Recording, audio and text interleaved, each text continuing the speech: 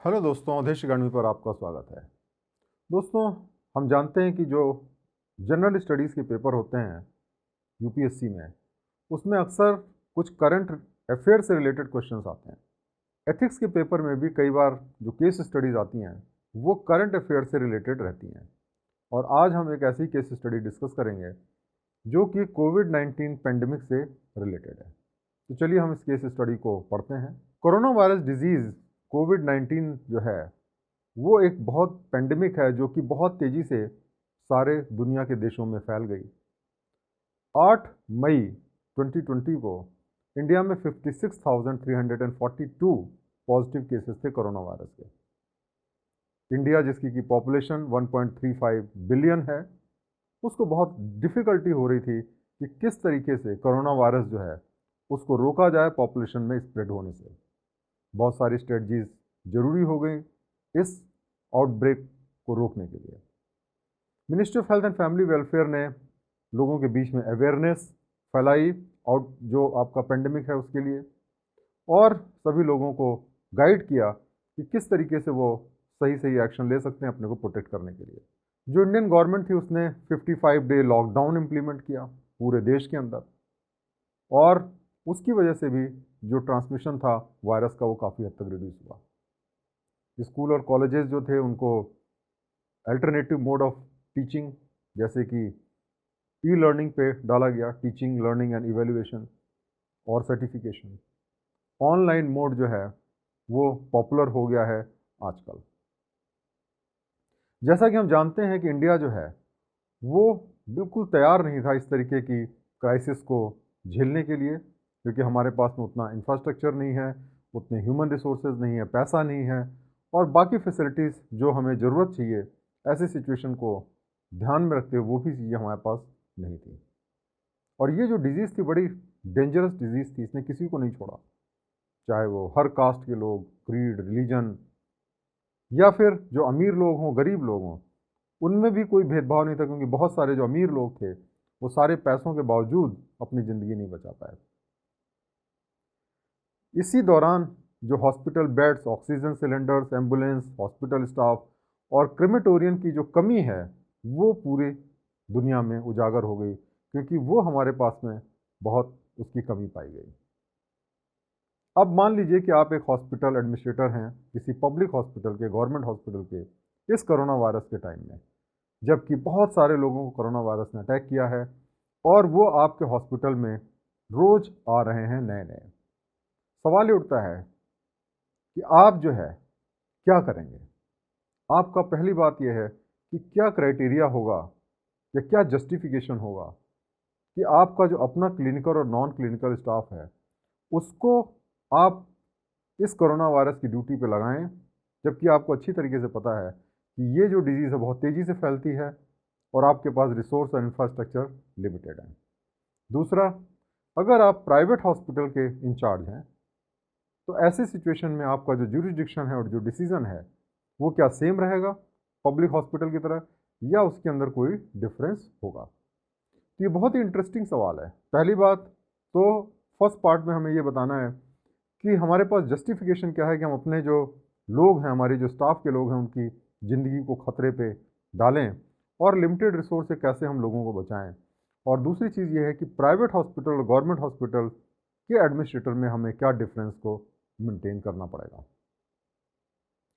तो दोस्तों, ये बहुत ही एक इंटरेस्टिंग जो है वो केस स्टडी थी, बिल्कुल कॉन्टेम्प्रेरी केस स्टडी थी। आप देख रहे थे कि जब कोरोना वायरस की सेकेंड वेव आई थी तो किस तरीके से पूरे देश में तबाही मची हुई थी। लोग प्राइवेट हॉस्पिटल की तरफ भाग रहे थे, गवर्नमेंट हॉस्पिटल की तरफ भाग रहे थे। तो कैसे हम इसको मैनेज करें और हमारी क्या रिस्पॉन्सिबिलिटी है एक पब्लिक सर्वेंट की तरह, अगर हम हॉस्पिटल के इंचार्ज हैं, ये हमें यहाँ पे डिस्कस करना है। तो चलिए हम इसका जवाब लिखते हैं।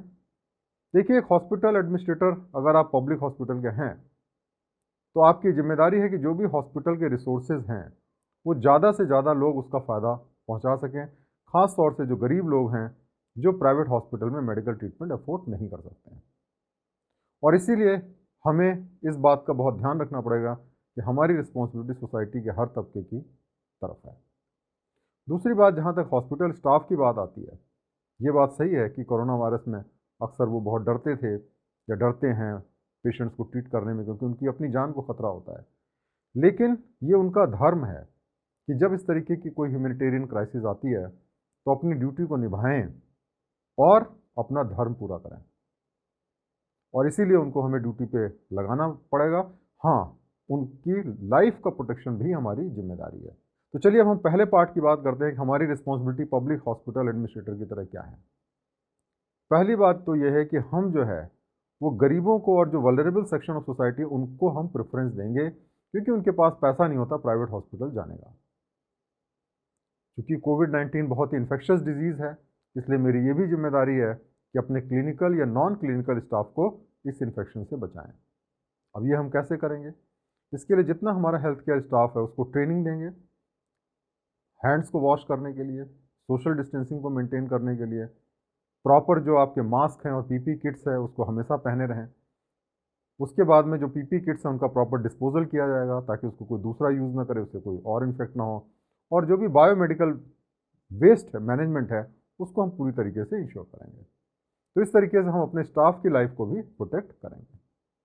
अब जो नेक्स्ट पार्ट है क्वेश्चन का कि अगर आप प्राइवेट हॉस्पिटल का एडमिनिस्ट्रेटर हैं तो आप क्या करेंगे। देखिए, जहाँ तक हमें स्टाफ की बात है और जो पेशेंट की लाइफ प्रोटेक्शन की बात है, वहाँ पे तो हमें सेम स्टेप्स लेने की ज़रूरत है, उसमें कोई डिफरेंस नहीं होगा।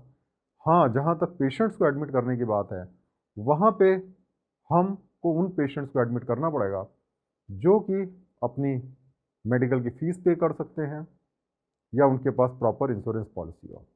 क्योंकि अल्टीमेटली जो प्राइवेट हॉस्पिटल होता है उसको फंड की ज़रूरत होती है, उसको टैक्स पेयर से पैसा नहीं आता है, और इसीलिए उनको ऐसे लोगों को एडमिट करना बिल्कुल ज़रूरी है जो कि इस तरीके की सिचुएशन में अपना खर्चा उठा सकते हैं। लेकिन इसके साथ साथ में हमें ये भी ध्यान रखना पड़ेगा कि हमारी जिम्मेदारी जो है वो गरीबों के लिए भी है और जो क्रिटिकल पेशेंट हैं उनके लिए है। इसलिए क्या है कि कुछ बेड्स जो हैं वो हम उनके लिए एक्सक्लूसिवली रिजर्व करेंगे, जिसमें हम गरीबों की देखभाल कर सकें। एट द सेम टाइम चूँकि हमें फ़ंड भी चाहिए, इसलिए हमें क्या करना होगा कि हम एनजीओज़ या पब्लिक हेल्थ इंश्योरेंस स्कीम जैसे कि आयुष्मान भारत है, उनको हम यूज़ कर सकते हैं, जिससे कि जो गरीब लोग हैं उनकी जो हॉस्पिटलाइजेशन का खर्चा है वो पार्टली या फुल्ली जो है वहाँ से निकाला जा सके। क्योंकि अल्टीमेटली हॉस्पिटल को फंड की ज़रूरत है, और इसलिए हम एनजीओज़ को भी इन्वॉल्व कर सकते हैं और आयुष्मान भारत जैसी स्कीम्स को भी यूज़ कर सकते हैं, और इस तरीके से हम गरीब से गरीब लोगों को भी ये फैसिलिटी प्रोवाइड कर सकते हैं। तो दोस्तों, हमें बहुत टैक्टफुल होने की ज़रूरत है ऐसे क्वेश्चंस को आंसर करने के लिए, बहुत आइडियलिस्ट भी नहीं होना चाहिए, और हमें एक प्रैक्टिकल सोल्यूशन यहाँ पे प्रोवाइड करना है। तो मुझे उम्मीद है कि इससे आप इस जो केस स्टडी है उसका अच्छा जवाब लिख पाएंगे। बहुत बहुत धन्यवाद।